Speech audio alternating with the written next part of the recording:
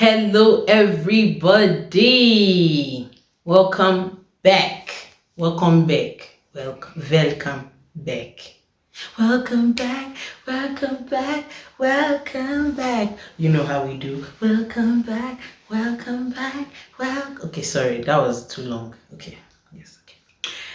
Today we're going to be talking about a K-drama called When the Camilia Blooms. It's a Netflix series and we're going to talk about it. So let's get into it.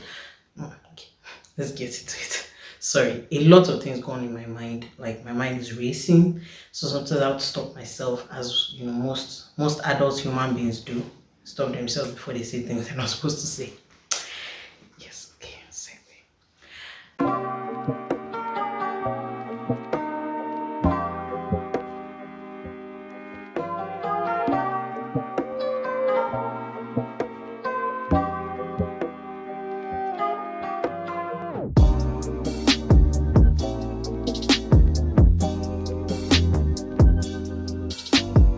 So When the Camilia Blooms is about this single mother. Her name is Dongbek, which actually means Camilia.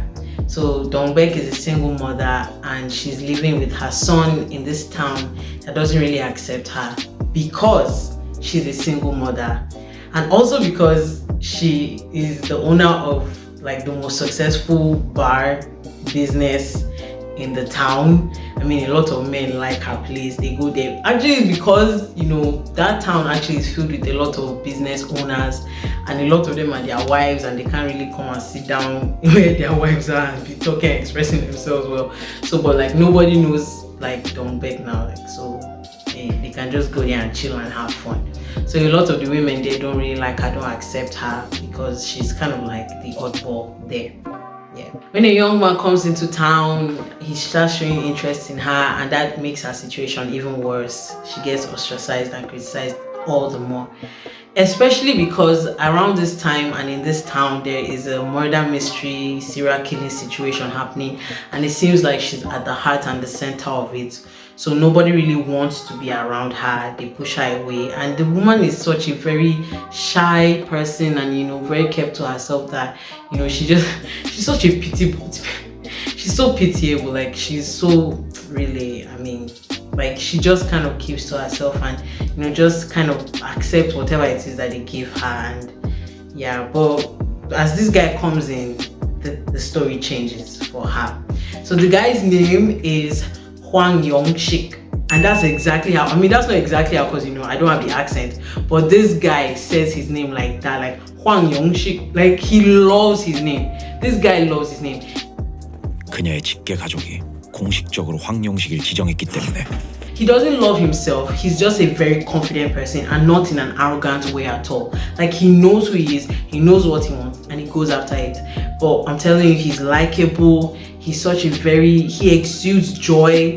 He's like, you know, you can't be around him and not like kind of be all excited as well. Like he's such a very, very nice guy. And honestly, he also has like this thing with him about like catching bad guys as well. Like he just naturally can sniff them out, knows when something bad is going down, and he just goes out, like he goes after them and he catches them. Like in fact, that's even how he became an officer, a police officer. Not because he even went to police academy or anything, or he studied for it, just because he has this nose, this sixth sense for spotting bad guys. So he's a police officer, and he helps her out he helps Dongbek out to solve the mystery, the whole situation with the murders and all that. But at the same time, he also helps her to find a confidence in herself that pushes her to accept herself for who she is and to love herself the way she is.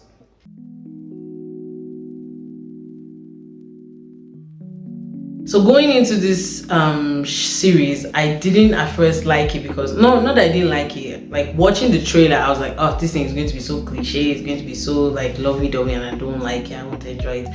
But I just kind of gave it like a second chance, I should say, because I gave it a first chance, like as if I watched it in the beginning.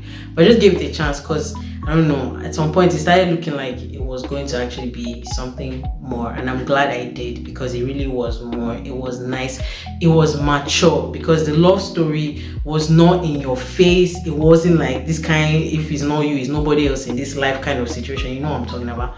But you know, it was really mature and it was sweet. I really loved the main characters.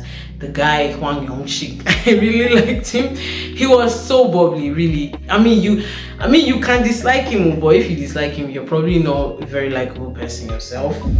If you watch it, you know what I'm talking about. But like, people around him really like him. The lady as well, Dongbek, she's such a sweet, kind person. Like, she's shy, but she's also not ashamed of herself. It's not like she's timid or she's like drawing back from people because she's ashamed of who she is. You know, it's just because, like, you know, she has a son and she just doesn't want to cause trouble for him.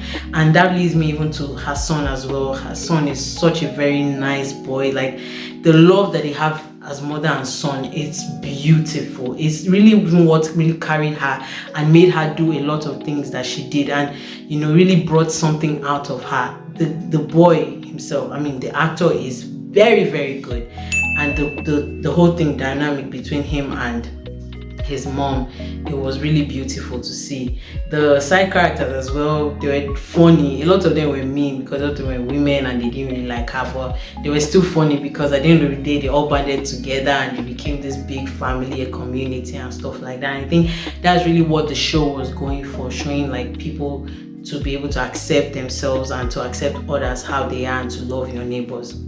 I also like the guy's father, because I mean the boy's father, not the guy's father. That's Dongbek's son. I like his father and the character arc as well, and everything that he went through, because he was also very important in her own developmental story, but as well he had his own thing going on, and I think it really showed. I think the show really tackled a lot of societal issues, and I really enjoyed it. Honestly, it's really mature, and for people especially in their like late 20s, early 30s, I think it's something that you would really relate to, especially like, you know, in the society that we live in, and sometimes with all the stereotypes and stuff that we have to tackle and overcome, especially as Africans.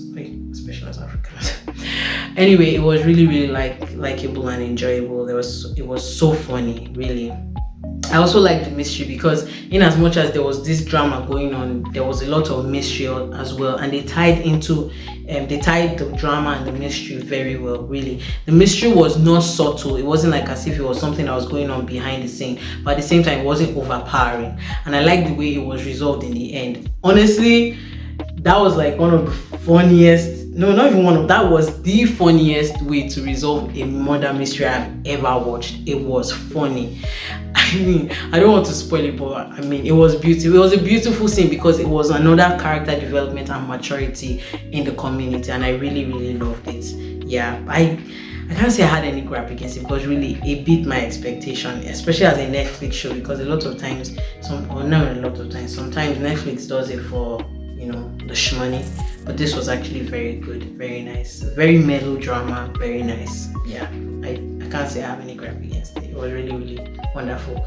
They resolved their issues very well. They ended well, and at the end of the day, you actually come out with like a lot of life lessons about, you know, self-love and appreciation, and actually overcoming, you know, the stereotypes and the criticism people have around you, and the hatred, you know, with love and kind words. You know, the way people treat you harshly, rather than returning it in kind, you can actually just spread love instead.